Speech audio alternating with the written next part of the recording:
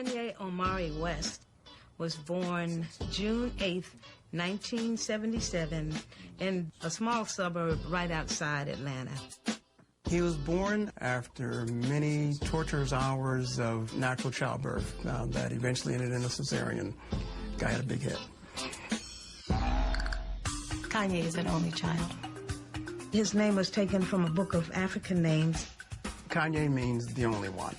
The name that we gave him was very appropriate. He is the only one. When Kanye was born, I was working at Morrismount College, and I was chair of the English department. Ray was working as a photographer at that time.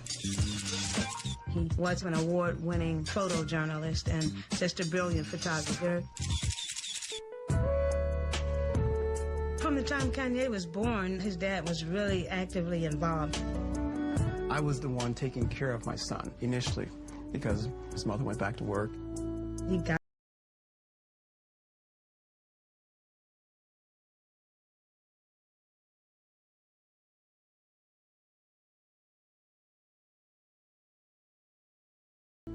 very close. Kanye always was quite a character. Lots of energy, quick, endearing smile. You clearly could see a certain confidence with himself. He wasn't the greatest at playing with others because he always had to be the leader. He always wanted things to go his way. He always seemed to have a mind of his own. You could definitely see part of his dad and part of his mom in him. They always had strong opinions and strong views on everything. We grew up very aware of racism in this country, and I was even arrested at the tender age of 6 for sitting in, demonstrating at a lunch counter in Oklahoma City. I came from a military family. By the time I got to college, I joined the Black Panther Party. We say power to the people! The political activity was all about making sure that whatever was not just became just. Kanye's mom and dad played a huge role in molding Kanye. Kanye's dad, I think, is a great person, but we just didn't have the kind of personalities that would mesh for the long haul. I had ideas about things I wanted to do and wanted to accomplish. I lost touch with what was important. Kanye's father and I separated when he was only 11 months, and at 3 years old, we divorced. His mother stayed in the area for a while, and then she took a position at Chicago State. We packed everything up, and then I got Kanye, and the two of us drove from Atlanta to Chicago. My Uncle Ray, his father, remained in Atlanta. Kanye had regular contact with his father by telephone frequently, and he began to go stay with his father every summer. She'd put him on a plane, and I'd gather him at the airport. I'm not sure how tough it was for her. I know it was very tough for me. Kanye and I moved to the south side of Chicago. He went to school out of the neighborhood. It was a magnet school, humanities and the arts. Only those that applied and were accepted were actually at that school. He was always into any type of art. He just loved to create. He was really very much gifted in visual arts. And even at 3 years old, he could draw better than most kids, 2 or 3 times his age. Initially, he wanted to design sneakers, and he wanted to do animation. My little case of art supplies was like a treasure chest for him. But to get into that and just to draw for hours. He started writing around his mother because his mother's the wordsmith. First, he'd write things in his mind. And then when he got to the point where he could actually physically put the pen to the paper, he did a few poems as well. It was his own interpretation of reality. When Kanye was 10 years old, We spent 1 year in the People's Republic of China. Our university had an exchange arrangement with Nanjing University. His mother said to me, here's his chance to experience other cultures. He took private art lessons there. He took Tai Chi there. He mingled with people from all cultures. He traveled a lot. Kanye's mom wanted him to be well-rounded as a child and experience different things. From the time we hit China till the time we left, we were both stared at. But Kanye was really stared at all the time. These people had really not seen a black kid. People would want to see him breakdance. They'd look at Kanye and say, breakdance, breakdance, breakdance. And he just decided to make it a win-win. Okay, I'll breakdance for you, you pay me. Kanye always knew that he had a gift, and everybody should look at him and everybody should see what he's doing. We came back the end of August in 1988. It was 5th grade. Kanye walked into my classroom and walked up to me and told me that he wanted to be on a talent show. Ladies and gentlemen, boys and girls, the Quadro. The name of the group was the Quadro Posse. Stepping was the craze at the time. So he and 3 other friends got together. He was like flipping people over, sweep your leg, they jump up and all that. And at the end, it was pandemonium. They won the talent show. He's always been a ham, not a shy bone in his body. Music was the medium of communication of this time for young African Americans. Hip-hop was getting strong.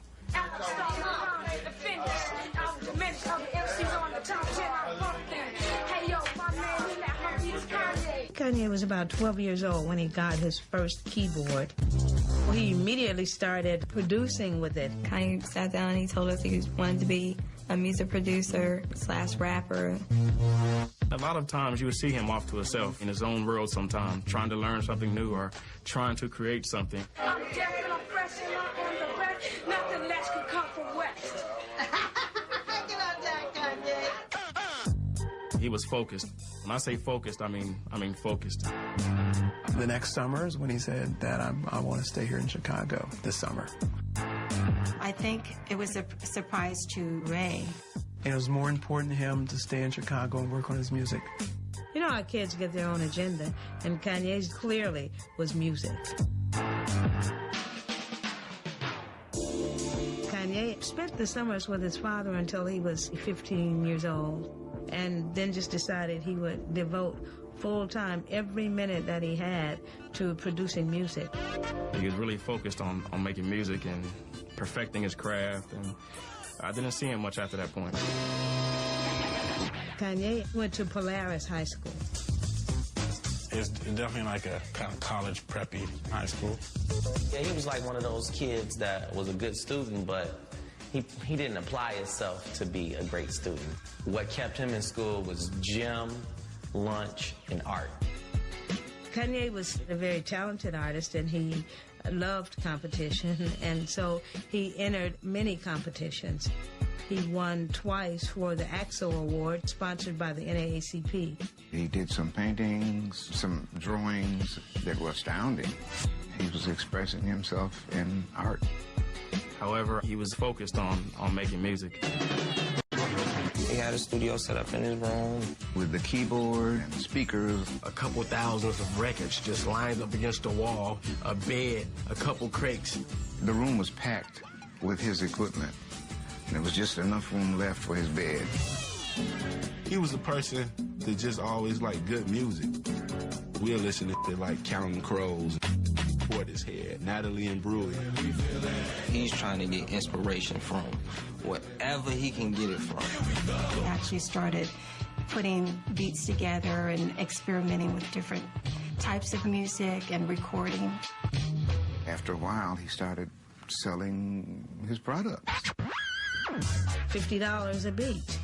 maybe sometimes 100, and then maybe if he's lucky, 250. The word around town was that you can get this little high school dude who had beats for $50, $100. When I met Kanye, he was producing a group called State of Mind.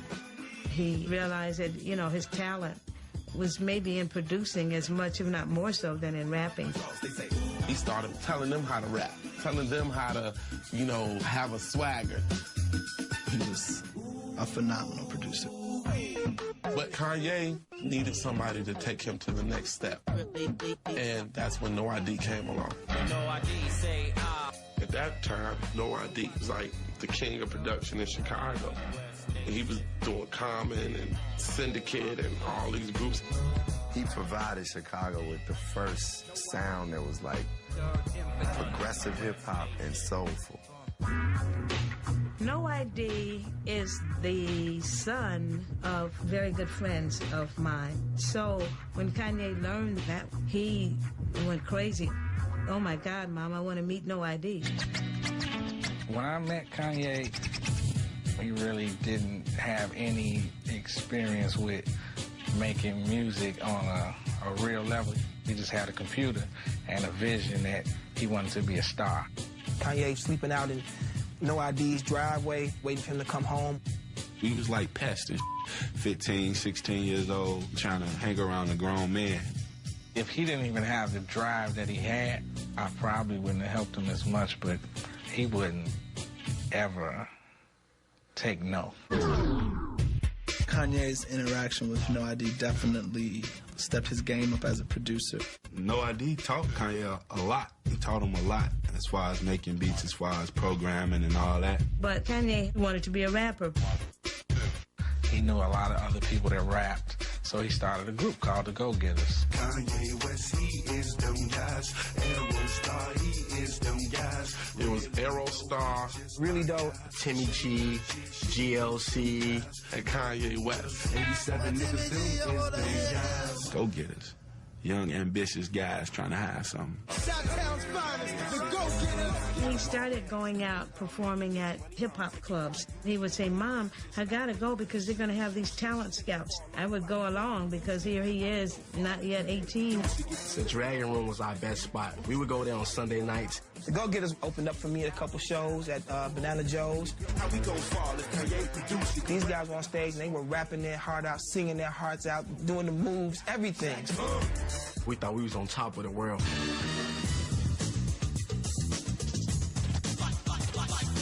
Kanye graduated from high school in 1995. Kanye went to the American Academy of Arts. As it turns out, he didn't want art, so he transferred. After that, he went to Chicago State because his mom was the professor there. Kanye spent all of his time in the music studio. He liked this music class. That's the only class that he cared about, nothing else. And we'd be up to like 6 in the morning working on music. This is what we want to do. Kanye kept hustling. Whatever he could do to keep his dream going. John Monopoly was the hot new guy on the party scene. So Kanye, being a businessman, said, hey, why don't you manage me? I was managing his rap group for him and doing parties and concerts, and we were trying to get our thing popping. So we decided to invest some money into this record. A song called Oh, Oh. So they hit us off with the OOO joint, and they're like, we need you to like bang this in the clubs and bang it on the radio and just blow it up. We had like flyers and picket signs. Like we had picket signs outside of the radio station, like play the Go-Getters. People were like, oh my God, they're picketing WGCI. Like there was no way that the station was gonna put this song in the rotation because there was so much music from everybody that was like really hot at the time. Even though it wasn't on the playlist, they went against their boss like, we have to do this. So I'd hit the song like, okay, tonight's Chicago Home Jam is Kanye West and the Go-Getters. Oh, oh, oh, oh, oh. We had the song of the summer for the Midwest on WGCI. It was big working the record and then having the record break through because from Chicago at the time, there weren't that many artists that were getting spins. So, like, you know, Kanye built up his buzz. But No ID exposed Kanye to the industry. The first major beat that he did was on Jermaine Dupri, Life in 1472. Jermaine Dupri was huge at this time. I was working on my album. I had Mace, I had a little bit of everybody, Jay-Z, everybody, Lil' Kim, Slick Rick, Snoop, Bone Thug and Harmony. He made a beat. This single was called Turn It Out. Thick and thin from beginning to the end. Never do I lose. All I do is win. When he sold his first beat to Jermaine Dupri, and he got $5,000, and he was living with his mama. We wasn't used to having no money. I was like, you got $5,000. Kanye with Jermaine Dupri? It was just amazing, man. Nobody kind of suspected it. Nobody kind of saw it coming. Kanye had his first major placement. Shot-Town made it down here, boy. Somebody from the crib made it down here, boy. Selling that beat led to a meeting with Columbia. He was really proud. He believed so much that he was going to get a record deal. He dropped out of school. No fallback plan. His mother being a professor, she was devastated for him to drop out of school. He had the Muhammad Ali mentality that I'm the greatest. Kanye was invited to go to New York. He gets flown out to Columbia Records. He meets with the executive, Michael Malden. We had the deal. Everything was ready to go. But he went in there and acted like, oh, I'm going to be better than Jermaine Dupri. I'm going to sell more records than he would ever sell. And they wasn't ready for that. The person that he was talking about was Michael's son, and he didn't know it. Michael Malden was sitting there like, oh, this dude is talking about my son. They gave him the 3 words. We'll call you. Kanye pulled up in a limousine and rode away in a taxi. He was just feeling like, damn, what did I do? Kanye never heard back from Columbia after that.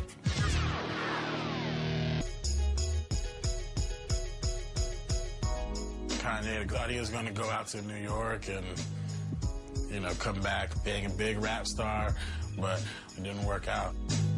After Columbia Records didn't sign him, he came back to Chicago. He was like disappointed and hurt when it didn't go through for him. Being real close to the dream, and it shot us apart. I remember him saying, man, what's wrong? I said, you think you're there? It's not there yet. At that point, he knew that he had to consider drastic measures. He wasn't going to just lay around the house. He got after his dream. You didn't even see Kanye in Chicago. He didn't even come to clubs no more. Kanye didn't go to parties. All he did was sit in his room making beats. He began to really step it up. Ain't taking no showers, no haircut, no new shoes, nothing. He's just in front of that keyboard every day. He never stopped working. By this time, he had moved his tracks up to between 500 and 1,500 a track. He's just producing here and there for people who've gotten small deals. He was doing a lot of ghost production, meaning you do the beat, but you give it to a big-name producer, and he puts out the beats. Other people was taking the credit for the things he was doing. It just felt a little frustrating. We were just sick and tired of things not working in Chicago. He's out here in the suburbs of Chicago. All the rap acts in L.A. or New York. He wanted to get his music out there more, so he decided to move to Newark, New Jersey. His first apartment was about 20 minutes away from New York. We rented the apartment sight unseen. He left everything behind and just started off fresh. That was the biggest risk he ever took, but that was the best thing for him to do. He paid a couple months' rent and set up shop and just got to hustling. Non-stop, day in, day out. In that first month, he sold maybe like 30 beats.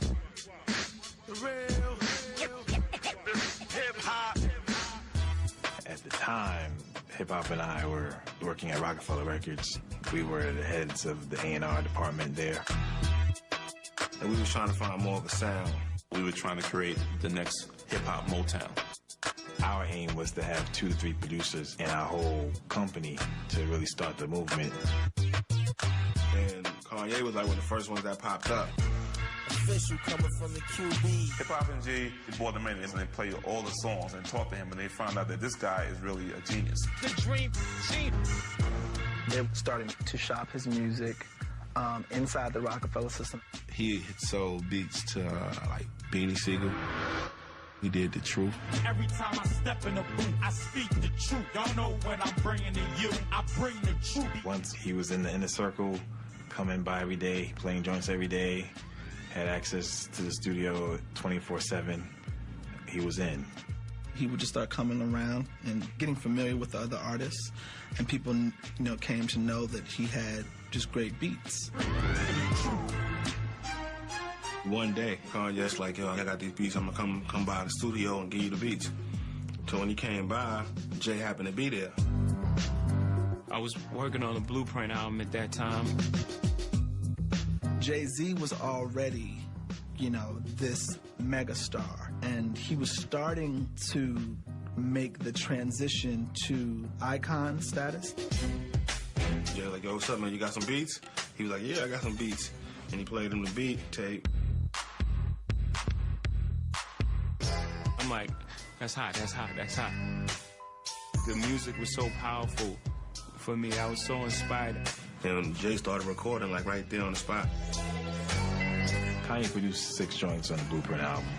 That was the bulk of the Blueprint right there. It's the blueprint for the blueprint. Welcome, ladies and gentlemen, to the 8th wonder of the world. The Blueprint was like the most critical acclaimed album in 2001. H to the Izzo was the biggest song of that album. When that H to the Izzo joint hit and the 6 songs that he did on the Blueprint album, he really blew. H to the Izzo, P to the Izzy. That's the anthem. Get your damn hands up. When you get the approval from Jay-Z, it's just like, check, on top of the world. You got the best rapper alive saying, you're dope. You're good from there. And the Blueprint was such a classic album. It definitely validated him on a lot of levels. At the time, hip-hop didn't have, that soul in it. And he gave, musically, hip-hop a certain soul that was missing. Everybody in the hip-hop industry were definitely looking towards Kanye and seeing what else he had in the stash. I was like, wow, this cat is, he's serious. Whoever this dude is, he got some heat. So, he was in demand then. Every major artist in urban music was requesting music from Kanye. Yeah. But having production on the Blueprint for Jay-Z was just part of Kanye's blueprint in terms of where he was trying to go as an artist. He felt he had proven himself as a producer and that he could go as far as he wanted to. Kanye wanted to be a rapper. He always said, I make beats to rap. But nobody respected him as a rapper, so he had to go out there and get that respect. Kanye would take his demo around and say, I did the Blueprint, but I'm a rapper. He going to these labels trying to get on. Every label, A to Z, Arista to Zombo. He would really be performing like he was on stage. Went in the L.A. Reid's office and jumped on the desk. We went to 5 meetings where he jumped on tables. I was sitting there looking like, yo, my son is crazy. He's not just gonna sell you a beat, he gonna sell you himself. Yeah. We at war. Jesus Walk was on his original demo. God show me the way because the devil's trying to break me down. Every A&R was, you can't rap about Jesus. You can't have that, in your song. Nobody wants to hear that. So here go my single, dog. Radio needs this. They said you can rap about anything except for Jesus. It was too edgy. The industry is afraid of anything that breaks the conformity of how things flow. People heard Jesus Walks as is and passed on signing him. Pass, blatantly pass. Gun, sex, lies, videotape. But if I talk about God, my record won't get played, huh? I can't say we were eager to sign him. People had him in a box as just being a producer. I didn't pay attention to him rapping. I didn't think that he was built to be a rapper. I thought he was built to be a producer. We just wanted some hot beats at the time, be honest with you. They're like, stick to making beats. Don't nobody want to hear you rap. We just want your beats. Man, he got a lot of rejection slips. That was a wake-up call for him. But Kanye was determined to prove everyone wrong. We shine because they hate us. He's real passionate about being who he wanted to be and becoming what he wanted to become. He would always say, people don't get it, they don't understand. They gonna really regret it.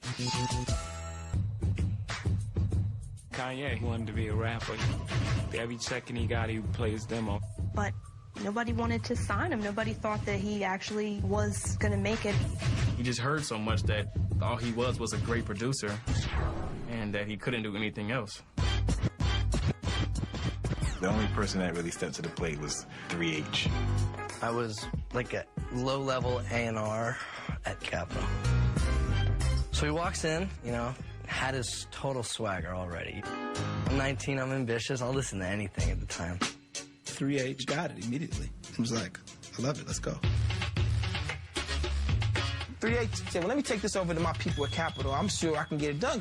I played these songs in these A&R meetings over and over. My plaques is better than yours. My tracks is better than yours. Capitol was really excited about him. Kanye could sing, he could rap, he could make beats, he could do any style of record. We were ready to rock. Him and I really started having these great creative talks. He really felt someone saw what he saw, and it was empowering Kanye as an artist. He was very excited. I remember him saying, I got a deal from Capitol on the table. I'm gonna make it. I'm gonna get signed. It's gonna happen.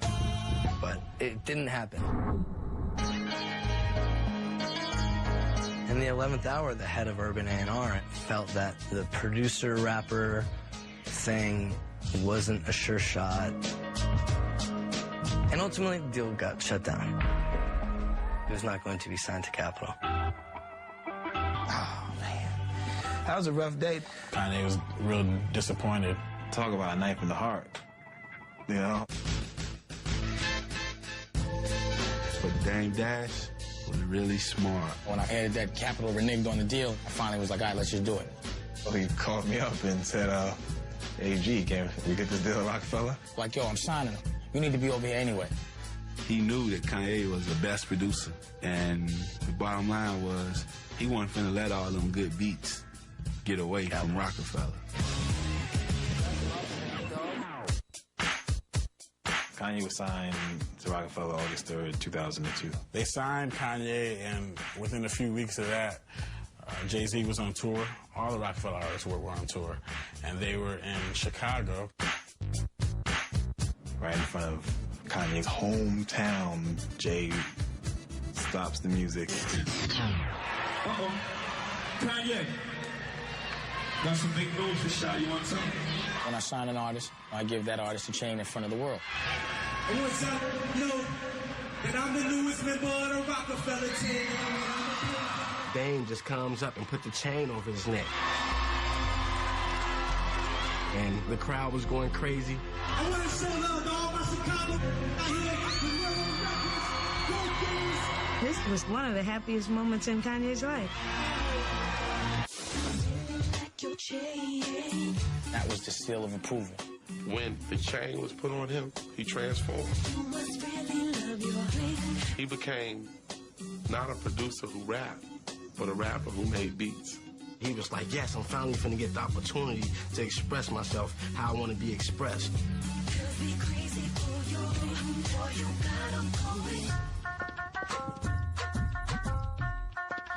After the deal was made with Rockefeller, Kanye went full-fledged into making the album. Kanye threw everything he had, everything, his soul, his fiber, into this album. You want us to ad-lib? Yeah. He was always working. Like I say, the first album is your whole life.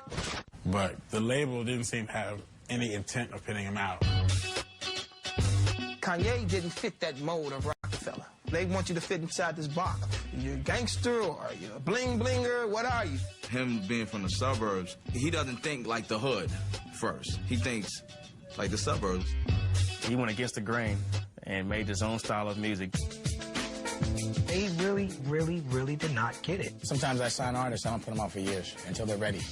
They may have signed him as a rapper to keep him happy as a producer.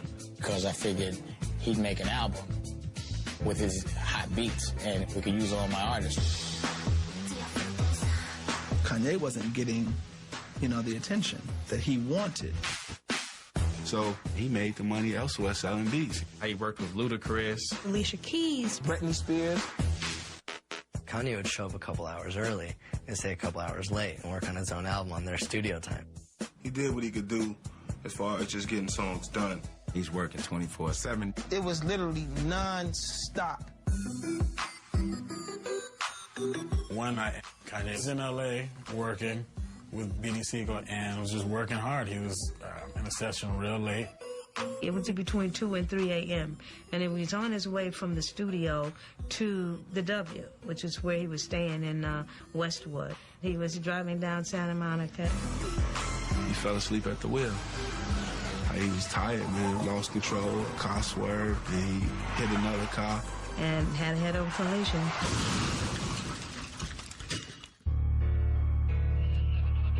Steering wheel hit him like in the jaw. Blah. Cracked all this, man. And his jaw was broken in 3 places. If it would have hit him in the nose, he would have been dead. He was just barely conscious, and he just kept saying, I'm sorry, I'm sorry, I'm sorry.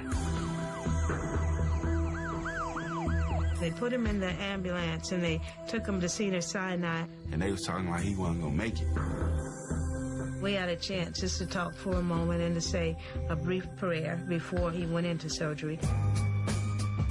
He had several surgeries. His face was like way out here. When I walked into that hospital room, I wouldn't have even known my own son had he not said, "Hi, Mom." His face was so swollen. The doctors, they wired his mouth shut. I was like, well, that's it as far as rapping. He was barely talking. I was just thinking to myself, damn, I hope he can still rap the same, and deliver his lyrics the same way he used to. If he wouldn't have been able to rap again, I think he would have rather been dead.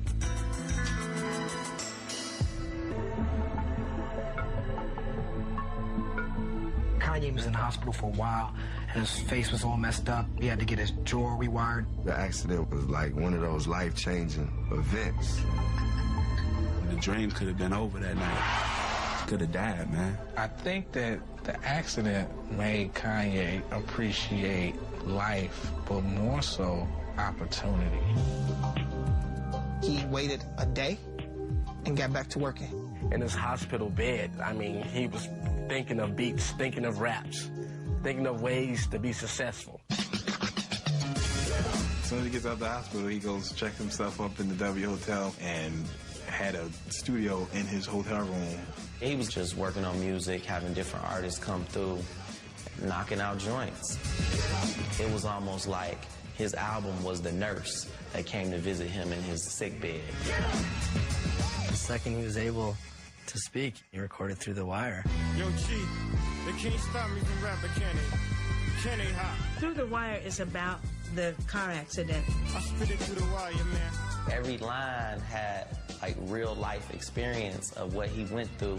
And he was rapping through the damn wires. I gladly risk it all right now. He literally rapped through the wire when his mouth was still wired shut. He couldn't even open his mouth fully. It was crazy. It sounded like it hurt when he rapped it. That's how it was to me. I'm like, damn, that's how you know how much this guy wants to be an artist. Once he knocked out Through the Wire, he was ready to go. He definitely felt like, I'm ready to drop this album. The label was not ready to move at the speed Kanye was moving. The label told him that'll never work, that'll never sell. They still didn't believe, and they weren't ready to jump behind the project. So he just took his own destiny in his own hands and did everything himself. There was just a big push from Kanye as well as everybody else around him. We became like a little baby label. Don C and Kanye and John put together a mixtape. It was called Get Well Soon, and it had Through the Wire, along with various different songs he'd actually produced.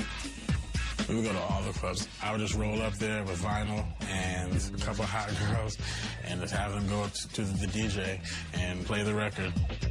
Any opportunity that he had to perform places, he would. Kanye actually would just go to different radio stations in different cities and just promote. Every station we can get on, every mix show, every local show, every cop station, we didn't care where it was. We kept pushing it, pushing the single. And Kanye took things a step further. Kanye put up 40 grand out of his pocket, and we shot a video. Kanye was a successful producer, so he was able to have the paper to go ahead and fund his own video. And I think that's when everything changed. Yo, G, they can't stop me from rapping, can they? Can they hop? The video premiered at Jay-Z's 4040 Club in New York City. Monob had, like, the streets buzzing, the whole street team out promoting this video premiere party. And I literally sat in front of the club with my 2A. He went and invited, like, all his press down. Pretty much, you know, the industry at large were there. And all, like, the staff of Rockefeller. When I heard about it, I definitely had to show up. It was almost like it was against me. The energy in the room was incredible. Kanye went on one of his little tirades, like, yo, I paid for this myself.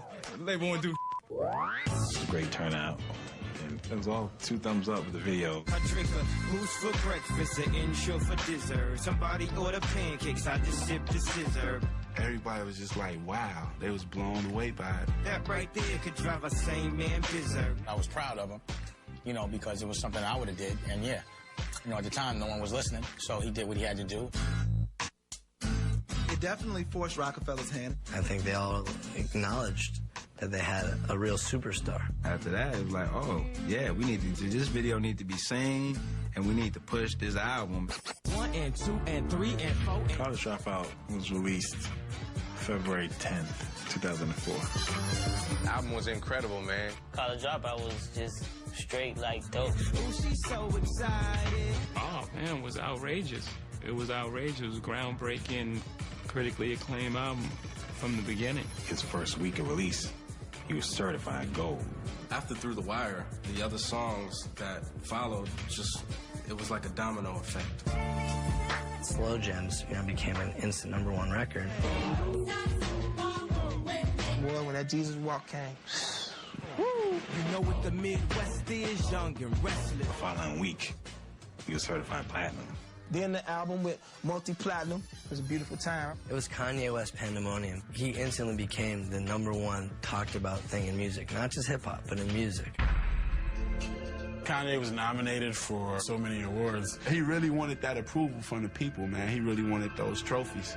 But he lost a few awards, and he wasn't so happy about that. He felt snubbed at the American Music Awards. Gretchen Wilson got Best New Artist, and he thought he should. But I knew he was going to win Grammys. Kanye was nominated for 10 Grammys. He was the face of the Grammys. He was the Grammy boy. And the Grammy goes to the College Dropout, Kanye West. Kanye won a Grammy for the best rap album of the year. Kanye West. The best R&B song of the year. Kanye West. And the best hip-hop song of the year. Jesus Walks. Everybody wants to know what I would do if I didn't win. I guess we'll never know. I know he was overwhelmed, you know what I mean? He felt like he passed a certain part of the test. He felt vindicated because a lot of people said that he'd never do it. He proved them wrong.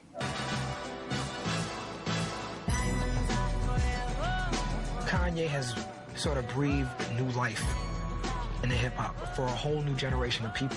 Every time I rhyme, he's got a message in his music that is positive. Kanye has not only found himself as a rapper and a producer, he has found himself as an artist. I realized that I've arrived because it took more than a magazine to kill my vibe. He just proves to the world how much heart he had. His passion's not a gimmick. It's 100% why he is Kanye West. What drives Kanye West? being told what he can't do. Just tell him, you can't do that. And watch him move. Holla at your boy!